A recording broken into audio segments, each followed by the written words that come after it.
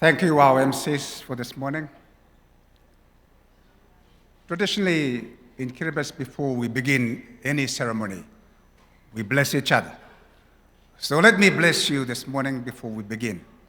And what I will say is, I will say, Maori. And I would invite you to bless me back by saying, Maori. So let me begin. Maori. Thank you.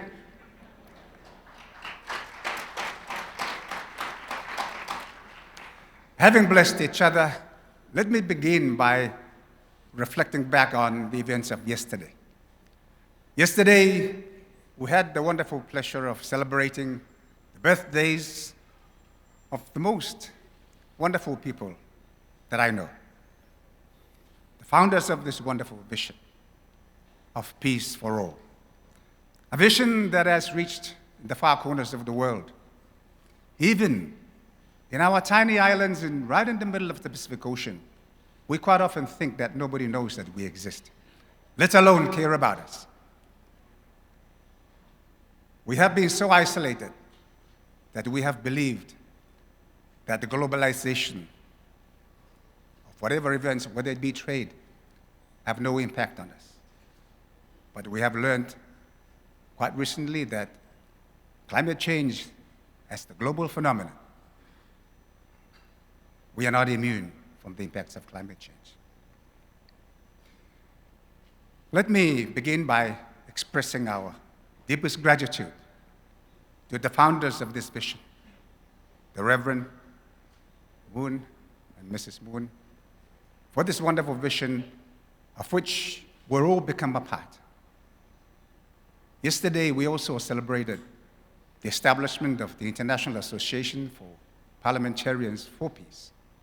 Today, we are celebrating the Sunhak Peace Prize, yet another instrument of peace that these two people are responsible for. So let me acknowledge and pay tribute to the contribution of these two wonderful people.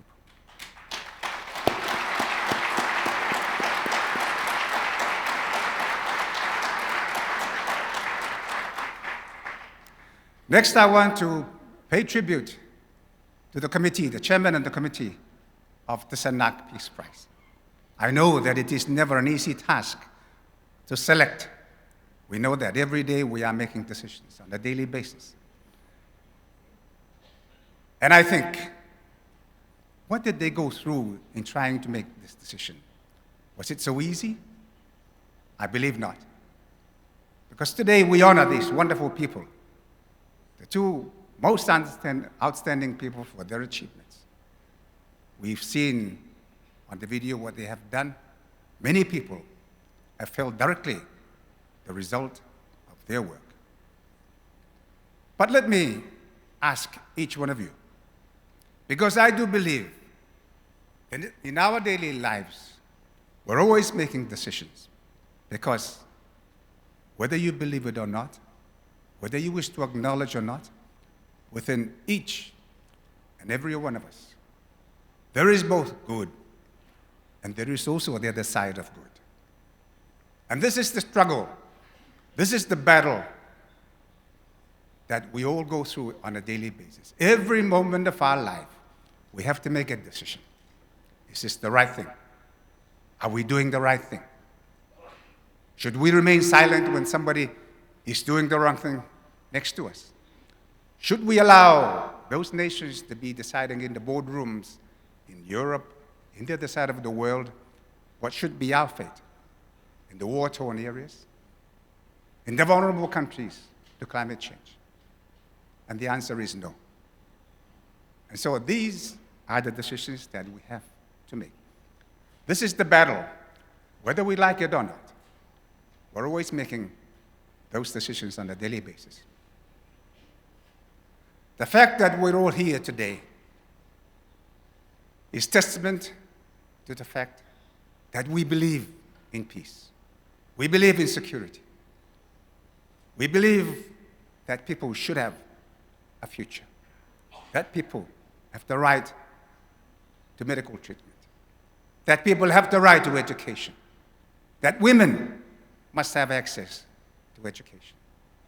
Women must be given as much opportunity as anybody else.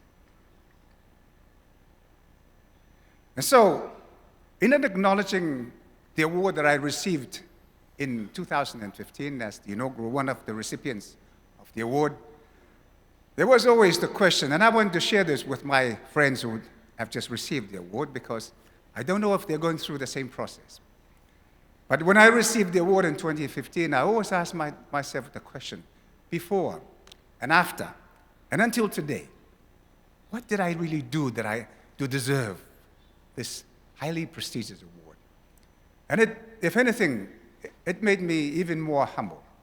And it drove me to try to do more so that I can believe and convince myself that I did deserve this prize.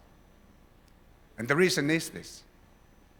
As I sit and look at a number of people sitting around, I can see so many people who likewise deserve prizes like what we are witnessing today. But unfortunately, the reality is there are not as many prizes to award.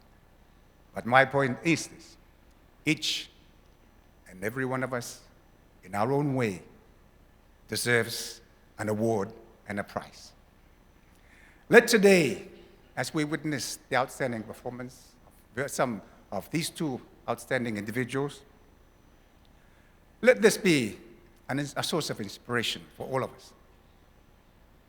I heard Dr. Strada saying, maybe I should quit. And I believe we all go through that process every day. Maybe we have done enough. Maybe we're too tired. We cannot carry on. But I believe the struggle must carry on. And I believe that if we are able to carry on the struggle, I always say you have the obligation to carry on the struggle. In all the advocacy that I've taken over the last decade or so on the issue of climate change, I've always categorized climate change as the most significant moral challenge for humanity. And the reason is this. We're not fighting a war with anybody else. We are fighting a war against ourselves, against our own greed, against our own desires. So when will enough be enough? Yesterday we heard how the wealth of this world is so misallocated. Today, Dr. Strada made the same point again. And we continue to ask, when will that distribution be fair? When will justice be done?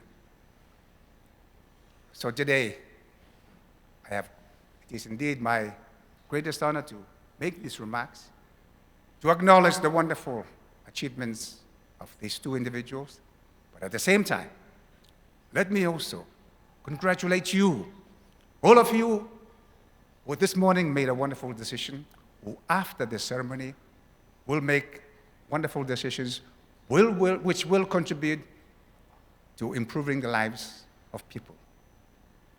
Your own, for instance, I hear people talking about peace, being at home. Well, let me add that peace starts from within yourself. Only when you can achieve peace within yourself can you pass it on to inspire others. So, let today's event be the challenge. Let today's event be the inspiration which will drive us to struggle, to continue the battle, to achieve what I heard people were saying yesterday, sometimes being impossible. I agree with the comments being made. Nothing is impossible. If they don't hear you, keep talking. But I can guarantee you, nobody will hear those who do not speak. Once again, it is indeed my pleasure to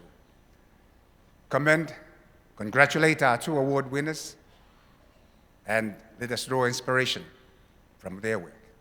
Ladies and gentlemen, it is indeed my pleasure to make these comments. But before I conclude, I must ask us all again to pay tribute to the contribution of Reverend Moon and Dr. Chahan Moon for what they have done, for work that continues to reverberate around you. Ladies and gentlemen, thank you. Thank you.